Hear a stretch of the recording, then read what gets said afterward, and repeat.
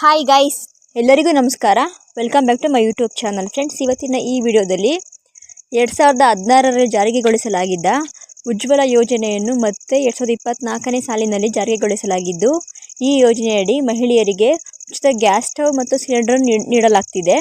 ಇನ್ನು ಈ ಹೊಸ ಉಜ್ವಲ ಯೋಜನೆ 2.0 ಯಾರೆಲ್ಲ ಅರ್ಜಿ ಸಲ್ಲಿಸಬಹುದು, ಎಲ್ಲಿ ಅರ್ಜಿ ಸಲ್ಲಿಸಬಹುದು ಹಾಗೂ ಬೇಕಾದ ದಾಖಲೆಗಳೇನು ಮುಂತಾದವುಗಳ ಬಗ್ಗೆ ಸಂಕ್ಷಿಪ್ತ ಮಾಹಿತಿಯನ್ನು ಈ ವಿಡಿಯೋದಲ್ಲಿ ನಾನು ನಿಮ್ಗೆ ತಿಳಿಸ್ಕೊಡ್ತೀನಿ. ಇದಕ್ಕೂ ಮುಂಚೆ ನೀವು ಇನ್ನೂ ನನ್ನ ಚಾನಲ್ಗೆ ಸಬ್ಸ್ಕ್ರೈಬ್ ಆಗಿದ್ರೆ ಪ್ಲೀಸ್ ಸಬ್ಸ್ಕ್ರೈಬ್ ಆಗಿ. ಬನ್ನಿ ವಿಡಿಯೋ ಸ್ಟಾರ್ಟ್ ಮಾಡೋಣ. ಅರ್ಹ ಮಹಿಳೆಯರಿಗೆ ಕೇಂದ್ರ ಸರ್ಕಾರದ 2.0 ಯೋಜನೆಯಡಿ ಉಚಿತ ಗ್ಯಾಸ್ ಸ್ಟವ್ ಮತ್ತು ಸಿಲಿಂಡರನ್ನು ಪಡೆಯಲು ಆನ್ಲೈನ್ ಮೂಲಕ ಅರ್ಜಿ ಸಲ್ಲಿಸಲು ಅವಕಾಶ ನೀಡಲಾಗಿದೆ. ಇತ್ತೀಚಿನ ದಿನಗಳಲ್ಲಿ ಬಹುತೇಕ ಗ್ರಾಮೀಣ ಮತ್ತು ನಗರ ಪ್ರದೇಶದ ಮನೆಗಳಲ್ಲಿ ಅಡುಗೆ ತಯಾರಿಕೆಗೆ ಗ್ಯಾಸ್ ಸಿಲಿಂಡರ್ಗಳಲ್ಲೇ ಬಳಕೆ ಮಾಡಲಾಗುತ್ತಿದ್ದು, ಆರ್ಥಿಕವಾಗಿ ಹಿಂದುಳಿದಿರುವ ಕುಟುಂಬಗಳಿಗೆ ಗ್ಯಾಸ್ ಸಿಲಿಂಡರನ್ನು ಹೊಂದಲು ನೆರವಾಗಲು ಕೇಂದ್ರ ಸರ್ಕಾರದಿಂದ ಉಜ್ವಲ 2.0 ಯೋಜನೆಯನ್ನು ಜಾರಿಗೆ ತರಲಾಗಿದೆ.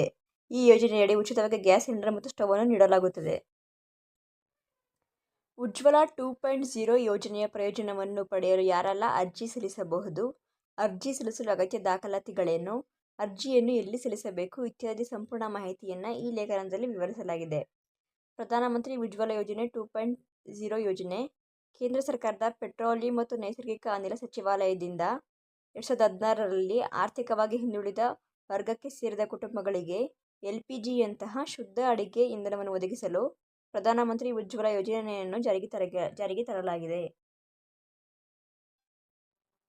ಮಹಿಳೆಯರು ಅಡುಗೆಯನ್ನು ತಯಾರಿಸಲು ಸಾಂಪ್ರದಾಯಿಕ ವಿಧಾನವನ್ನು ಅನುಸರಿಸಿ ಅಡುಗೆ ಇಂಧನಗಳಾದ ಉರುವಲು, ಕಲ್ಲಿದ್ದಲು, ಹಸುವಿನ ಸಗಣಿ, ಬೆರಣಿ ಇತ್ಯಾದಿಗಳನ್ನು ಬಳಸುತ್ತಿದ್ದರು.